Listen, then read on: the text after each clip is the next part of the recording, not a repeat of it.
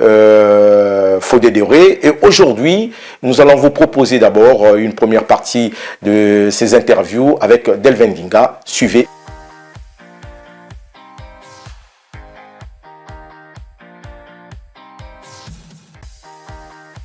Bah, pour moi, ça va, ça se passe bien. Je suis là, je profite un peu de cette période, je profite de la famille, donc ça va. Après, bon, j'ai pas de club en ce moment, donc comme on se rapproche un peu de la retraite aussi, donc j'essaie de faire un peu mes petites affaires de gauche à droite.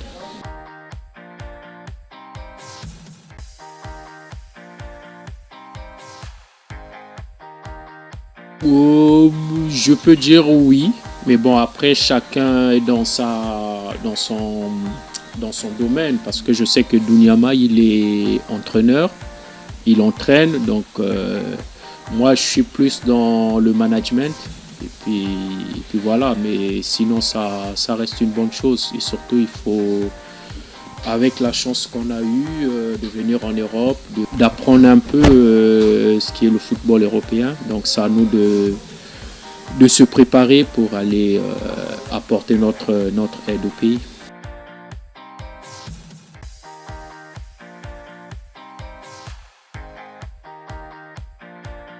Oh, ouais, c'est vrai, j'étais pas présent physiquement, mais bon, après, comme on dit en Afrique, mon esprit était avec eux, donc je suivais un peu comme un bon Congolais, et je suivais. C'est vrai que ça nous a fait mal, même moi personnellement, parce que ça allait être un plaisir de voir le Congo participer à une CAN, mais bon, malheureusement ça s'est pas passé comme nous on le souhaitait. Donc voilà, c'est vrai que ça nous a fait mal, mais bon, c'est pas fini. Ça fait partie du football, les échecs.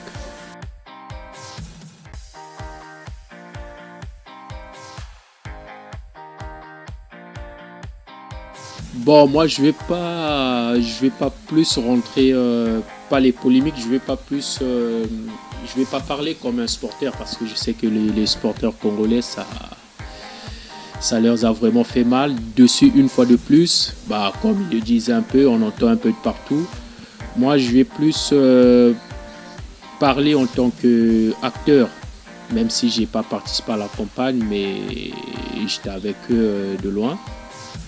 Donc, je sais que ça a été très très difficile. Ça a été très très difficile, et j'ai regardé le match. On a eu la chance ici en France, ça a été diffusé sur BeIN. Et j'ai regardé avec ma femme, mais bon, c'est vrai qu'elle était dans tous ses états, comme elle est plus côté sportrice. Mais moi, en tant que footballeur, ça m'a fait mal. Après, je me suis dit, bah, tout ça va peut-être nous aider, et surtout réveiller les acteurs du football congolais à mieux se préparer et à mieux s'organiser sur les nouvelles échéances qui arrivent.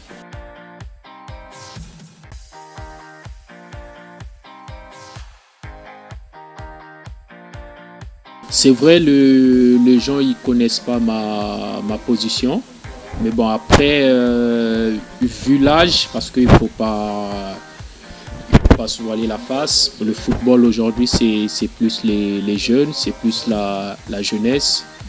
Moi, je pense qu'à mon niveau, au niveau où je suis arrivé, je peux peut-être apporter de l'aide, mais différemment que sur le terrain. Donc, je pense que c'est pas encore officiel, ma retraite internationale, mais j'y pense. Mais se dire revenir en sélection en tant que joueur, je pense que c'est loin d'être fait. Peut-être revenir pour apporter une aide, mais autrement. Je pense qu'il faut laisser la place aux jeunes, et surtout les échéances qui arrivent, il faut vraiment préparer une nouvelle génération.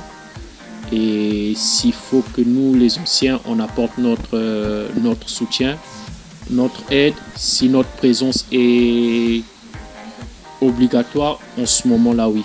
Mais je pense qu'au jour d'aujourd'hui, en tant que joueur, je pense que c'est loin d'être fait.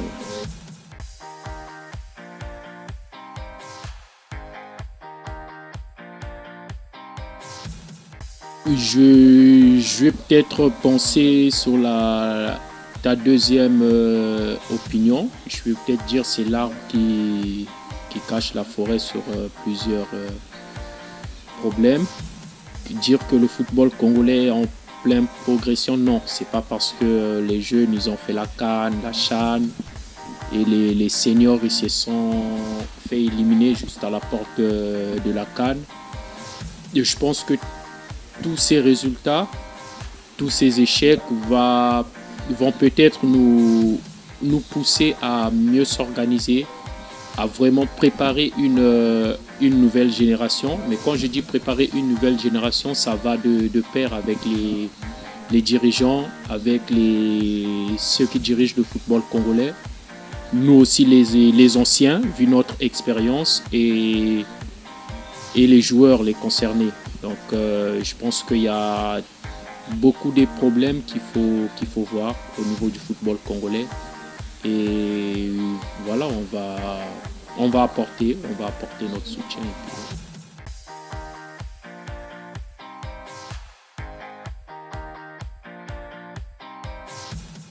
Je peux dire, j'ai pas une baguette magique pour changer le football congolais à l'instant T. C'est quelque chose qui prend du temps. Il faut vraiment une bonne préparation. Et moi aussi, il faut que c'est pas parce que j'ai joué en France, un peu en Russie, dans des clubs, dans des grands championnats, que je vais dire que je vais changer le football congolais et puis ça va changer. Non. Ça va de pair avec les dirigeants, avec les joueurs, et surtout qu'il faut qu'on se prépare, il faut qu'on se forme. C'est vrai qu'on était joueur de foot, mais diriger une équipe, diriger une structure sportive, ça s'apprend. Donc je pense que c'est ce qu'on est en train de faire. Toi-même, tu viens de me citer, il y a Dounyama qui est coach, il y a Prince qui fait sa reconversion, Grand Barrel, et moi aussi je me lance là-dedans. Donc je pense qu'on va mieux se préparer ici en Europe, essayer d'apprendre encore plus pour au moment venu, on sera présent au Congo pour apporter notre savoir-faire et aider le football congolais à changer.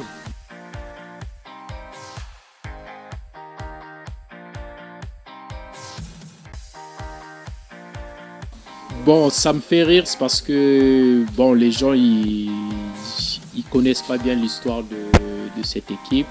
Mais bon, c'est vrai qu'il y a Papo qui est sur place, Makita Papo, donc c'est normal. Mais sinon, il y a beaucoup de gens qui font partie de l'organisme de cette académie, moi y compris. Donc ils nous ont fait énormément plaisir sur le parcours. On est à la porte de la Ligue 1 congolaise, donc on va pas laisser passer cette chance. On va tout donner pour essayer de gagner et surtout de monter en Ligue 1. C'est vrai qu'on est ici en Europe, mais on est au courant de ce qui se passe au Congo, surtout au niveau du football. Et Nico, ce qui s'est passé entre les sporteurs et le président Fouani, ça arrivé à ce niveau, ça a vraiment fait mal et ça a déçu énormément de personnes, moi y compris.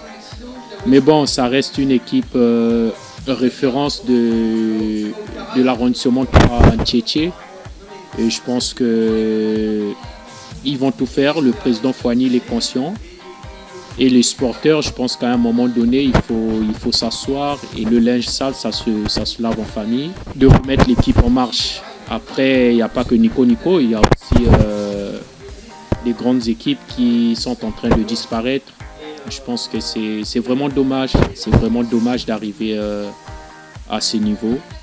Et là, je tire plus l'attention aux dirigeants. Les personnes qui dirigent ces clubs, c'est de ne pas laisser tomber. Je sais que les sporteurs, ils sont toujours derrière leur club, mais je pense qu'au niveau des dirigeants, c'est là où le mal est fait, je pense.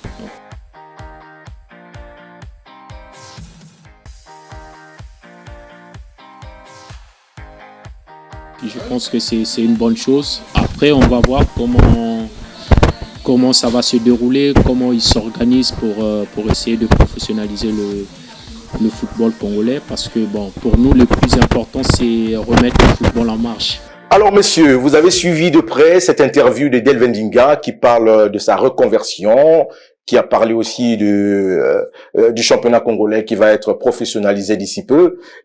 Alors, votre réaction par rapport à tout ça, Achille Zikototo? Mais d'accord, d'abord, c'est une très bonne chose, Delvin Dinga. Je dis, on va pas revenir sur sa biographie, c'est, à mon sens, le premier Congolais à rendre fier ce pays-là lors d'une, on va dire, la meilleure des compétitions en club, la Ligue des Champions. Exact.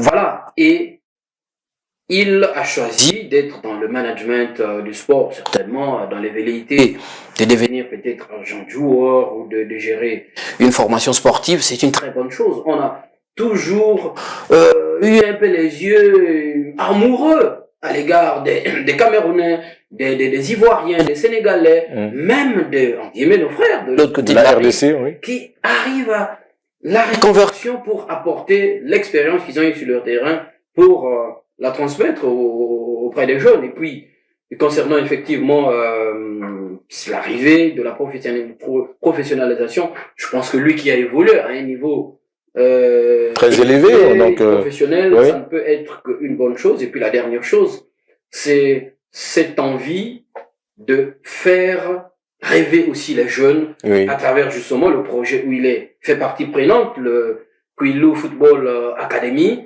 entraîné par un ancien international aussi, Makita Papou, capitaine dans l'équipe, je crois, des Diables Rouges locaux, avec un autre garçon, Makita, je crois, Chaméry, qui est secrétaire général. Donc, il y a cette volonté, et puis avec des garçons comme les Delvin Dinga, d'autres internationaux, qui mettent leur intelligence, mais pas seulement, aussi un peu ce que le footballeur leur a donné, parce que ça demande aussi des moyens. Faire rêver ces jeunes-là qui un jour deviendront certainement les futurs Dinga, les futurs je ne sais pas trop, Bifouma et Samba Brice et j'en passe les meilleurs. Alors Marvin, est-ce que il a ce don qu'il faut pour apporter peut-être aussi quelque chose à cette équipe nationale aujourd'hui qui est en train de se remettre encore de cet échec?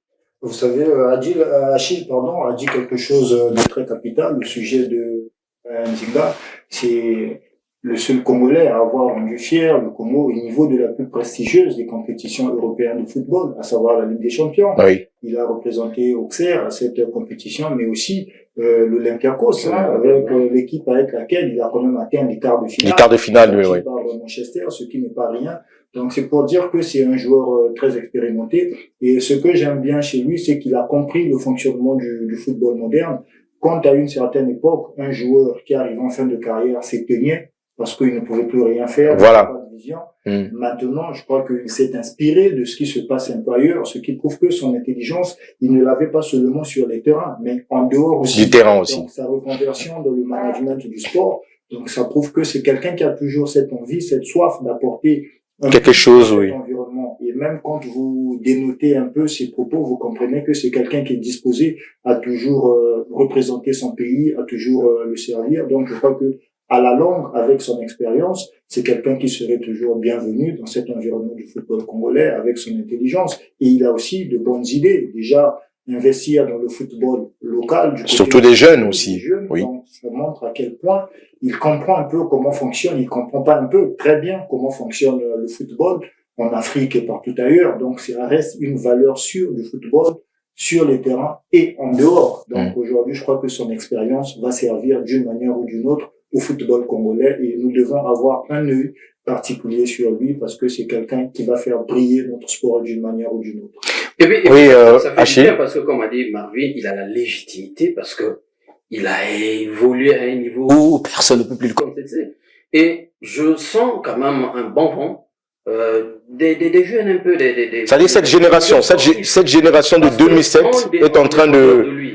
Oui, il y a Dounyama, il y a Barel Moko qui se reconvertit, voilà. Récemment, il y a aussi, comment il s'appelle, Prince Onyangé. Francis Nganga qui a reçu voilà. un des diplômes, on va dire, les Africains ne s'intéressent pas trop à ça.